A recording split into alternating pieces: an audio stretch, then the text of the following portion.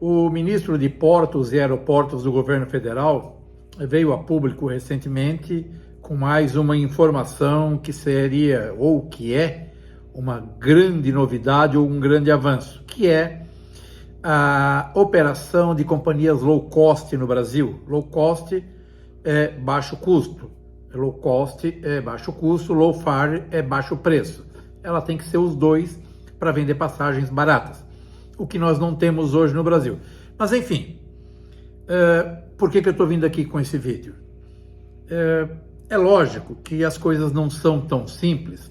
A vontade do governo com certeza é baixar, baratear a passagem aérea, é permitir uma maior abertura, mas existem alguns pontos que impedem, e aliás, isso já não é de hoje, né?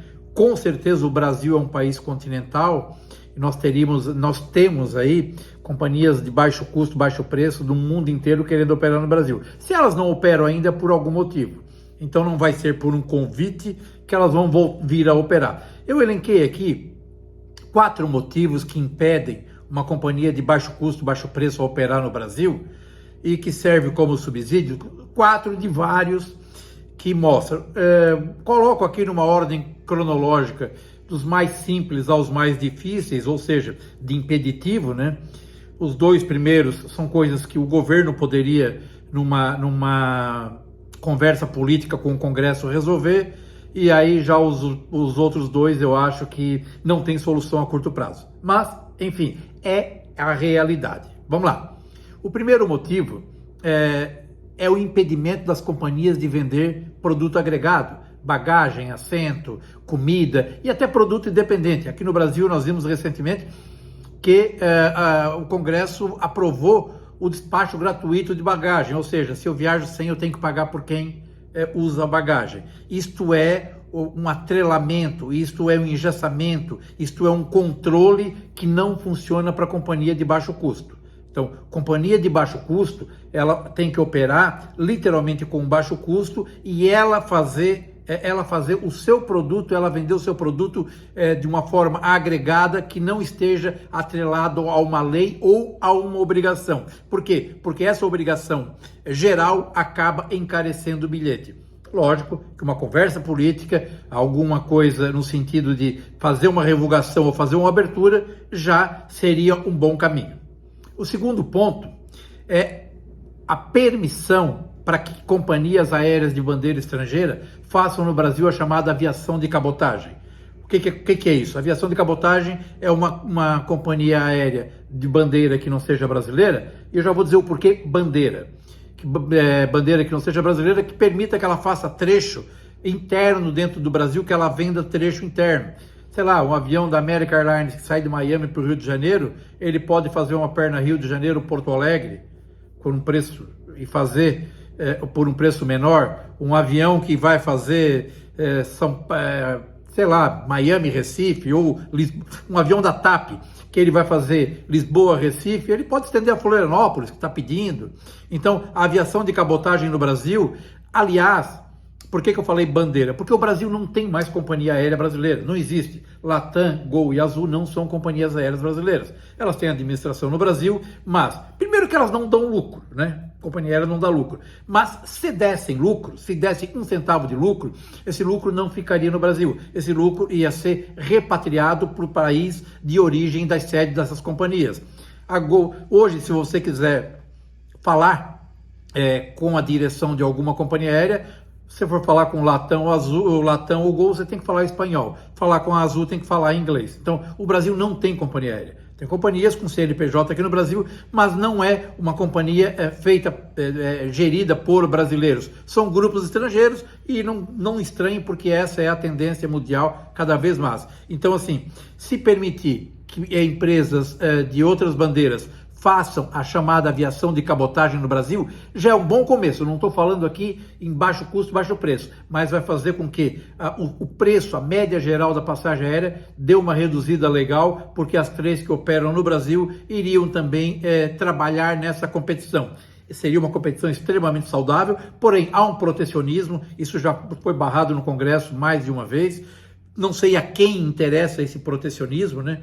Ao povo não é, com certeza ao povo não é. Então, ministro, isso aí já seria uma medida política a ponto de amenizar e conseguir trazer, não low cost, não baixo custo, não baixo preço, mas trazer companhias com bandeiras internacionais que façam voo de cabotagem. E o Brasil é um continente, e a cabotagem aqui seria excelente.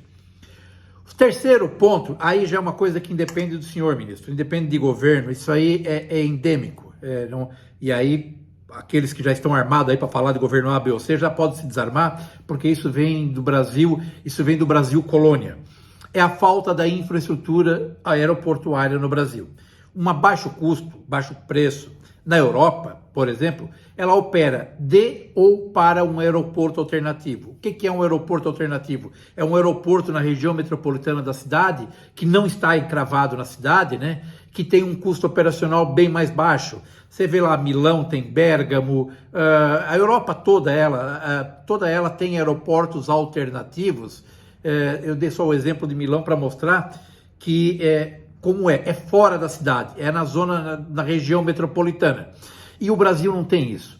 E, vamos lá, mas aí vamos imaginar uma situação hipotética positiva. O Brasil vai construir aeroportos alternativos. Beleza, mas a infraestrutura para chegar nesses aeroportos, nós não temos também. Nós não temos transporte público rápido, transporte público seguro, que faça com que chegue. Enfim, nós não temos sequer o aeroporto, muito menos para os aeroportos atuais. Nós não temos transporte público seguro em aeroporto nenhum no Brasil. Um ou outro tem uma ligação com uma estação de passageiros de VLT, enfim.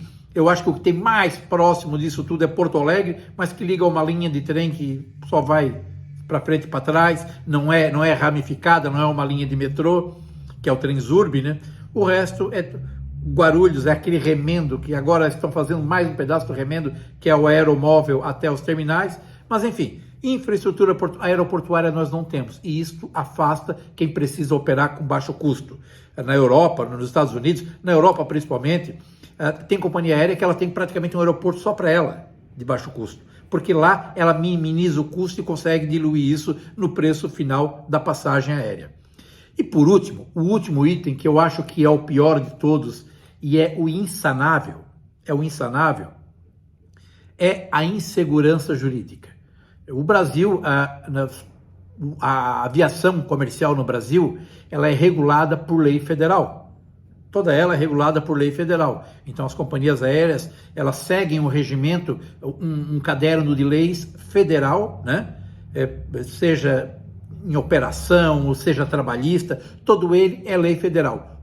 Porém, as relações de consumo entre companhia aérea e passageiro, elas são regidas pelo Código de Defesa do Consumidor.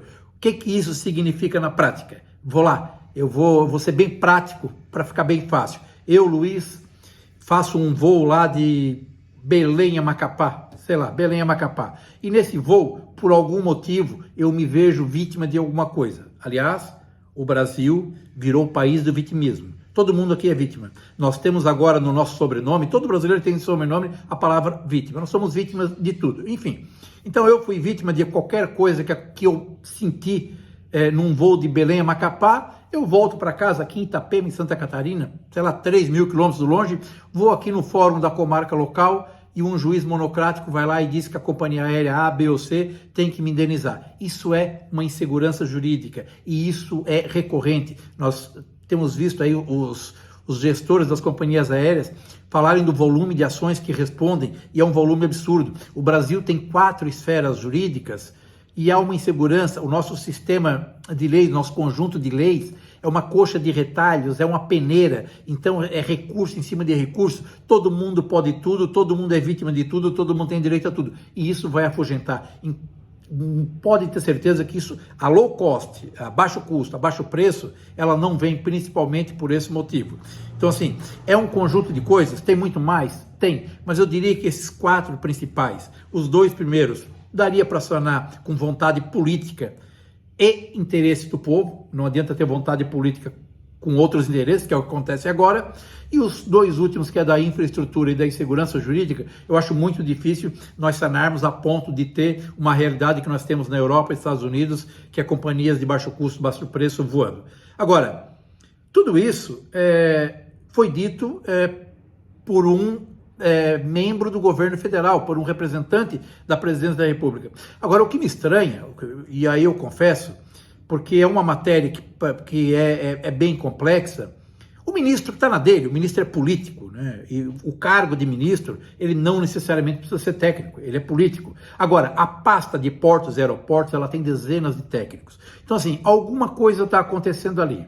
Ou os técnicos não estão orientando o ministro para falar, ou para sugerir, ou para propor alguma coisa viável dentro da capacidade técnica que eles têm conhecimento, ou o ministro não está dando bola para os técnicos e está jogando para o povo aquilo que o povo quer ouvir, mas que não vai se concretizar. Então, nesse meio caminho, acaba ficando o povo. Baixo custo, baixo preço, não é simplesmente dizer assim, vem para cá e bota o avião. É muita coisa que o Brasil, infelizmente, ainda está atrelado e vai ser muito difícil soltar essas amarras. Muito difícil. Impossível não é, mas nós teríamos que começar. E para começar, esses dois pontos políticos aí que eu nominei, né? Que é permitir a aviação de cabotagem, flexibilizar para que as companhias vendam seus produtos, talvez já fosse um começo, não só para trazer gente de fora, mas também para que as daqui consigam trabalhar com um pouco mais de margem e repassar essa margem para o passageiro. Beleza? É isso. Vamos esperar, tomara que tenhamos boas novidades. Enquanto a gente não tem, a gente aguarda. Um abraço e até o próximo.